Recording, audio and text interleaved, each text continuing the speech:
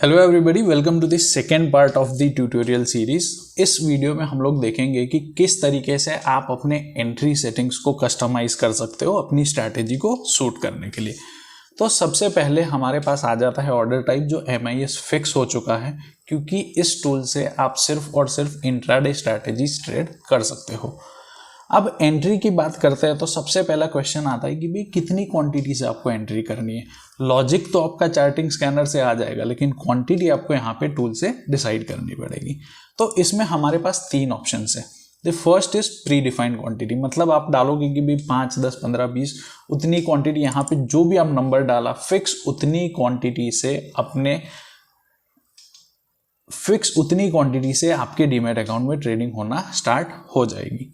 The next is risk management. अब risk management में क्या होता है कि आप इसको बताओ कि भैया आप पर स्टॉक कितने का रिस्क लेना चाहते हो।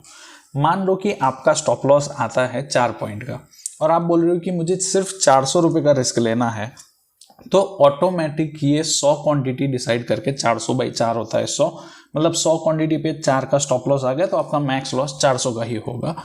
तो ये अपने आप क्वांटिटी कैलकुलेट करके इस हिसाब से आपके अकाउंट्स में ऑर्डर प्लेस कर देगा। The third part is the capital management, मतलब आपको एक फिक्स अमाउंट अलोकेट करना है हर स्टॉक पे कि भाई मुझे हर अलर्ट जो भी आता है उस पर 10,000 का स्टॉक खरीदना है या बेचना है। तो आप वो यहाँ से सिलेक्ट कर सकते हो और अपने आप क्वांटिटी कैलकुलेट करके आपके अकाउंट में ट्रेड करना है वो स्टार्ट कर देगा। इसके बाद आपको बताना है कि भाई आपको एक स्क्रिप्ट में मैक्सिमम कितने ट्रेड लेने हैं। आप चार्टिंग से अलर्ट सेट करोगे तो हो सकता है रिलायंस के अलर्ट दिन में 5 बार आए, तो क्या आपको 5 बार ट्रेड करना है? नहीं, राइट। तो आप यहाँ पे बता सकते हो कि भाई मुझे सिर्फ और सिर्फ 3 बार एक स्टॉक में ट्रेड एंट्रीज चाहिए। इसके बाद अगर ये स्टॉक फिर से भी आता है मेरे अलर्ट में तो मुझे इसमें ट्रेड नहीं करना है, तो ये 3 के बाद ट्रेड नहीं करेगा। ठीक है। The next is entry type. अब डायरेक्ट एंट्री मैंने यहाँ पे सिलेक्ट कर रखा है। डायरेक्ट एंट्री में क्या होता है, जैसे ही अलर्ट आएगा विद इन सेकेंड्स आपके अकाउंट में ऑर्डर प्लेस हो जाएगा। अगर आपको चाहिए कि भाई मेरा अलर्ट आए, मान लो कि काफ़ी बार हम जब मोमेंटम कैच करने की कोशिश करते हैं तो हम लोग क्या देखते हैं कि एक और कंफर्मेशन के लिए वेट करते हैं कि भाई अलर्ट तो आ गया, बट उसके बाद अगर उस कैंडल का हाई ब्रेक हो तभी मुझे उसको बाय करना है, तो आप उस चीज़ को रेंज ब्रेकआउट से कर सकते हो।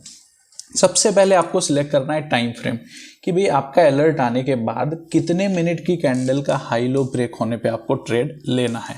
यहाँ पे मैं सिलेक्ट कर लेता हूँ 3 मिनट का टाइम फ्रेम। ठीक है। अगर ये सारी चीज़ें आपको रूल आउट करनी है तो आप कैंडल साइज लिमिटेशन का हमारा फीचर यूज़ कर सकते हो कि भाई मिनिमम 0.2% की कैंडल बनेगी तभी हम ट्रेड करेंगे, और 2% से ज़्यादा बड़ी कैंडल बनी तो हमको उसमें ट्रेड नहीं करना है। ये चीज़ भी आप यहाँ से सेट कर सकते हो। The second part is range width, मतलब कि अगर आपको चाहिए कि भाई कैंडल का सिर्फ आधा हिस्सा कंसिडर हो, अगर ग्रीन कैंडल बनी तो ऊपर वाला आधा हिस्सा, रेड वाली बनी तो नीचे वाला आधा हिस्सा, तो आप यहाँ पे 50 डाल सकते हो, तो ये आधी कैंडल ही कंसिडर करेगा। इसको आप अगर पूरी कैंडल कंसिडर करनी है तो 100 बाई डिफॉल्ट जो सेट होता है वैसे ही रहने दो। नेक्स्ट सेटिंग जो हमारे पास है that is for entry buffer, मतलब कि हाई ब्रेक होने के कुछ पॉइंट बाद आपको एंट्री लेनी है, कुछ बफर लगाना है आपको एंट्री पे, तो एंट्री बफर वाला आप हमारा फीचर यूज कर सकते हो। इसको आप पॉइंट्स या परसेंटेज में स्पेसिफाई कर सकते हो। अगर आपको इसको यूज नहीं करना, सिंपली इसको 0 रहने दे सकते हो। तो दीज आर दी सेटिंग्स जिससे आप अपनी एंट्रीज कंट्रोल कर सकते हो।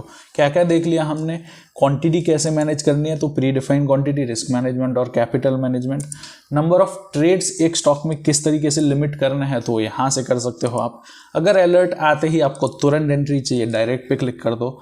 अगर आपको किसी कैंडल ब्रेकआउट का वेट करना है, आप रेंज ब्रेकआउट में जाके उसके सेटिंग्स चेंज कर सकते हो। तो इस तरीके से आपके स्कैनर से जो भी अलर्ट आएगा उसकी एंट्रीज आप हमारे टूल से कंट्रोल कर सकते हो। अगर इसके बाद भी आपको एंट्रीज में कुछ डाउट आता है, यहाँ पे सपोर्ट टीम से आप पूछ सकते हो या नीचे व्हाट्सएप नंबर पे हमसे कनेक्ट कर सकते हो।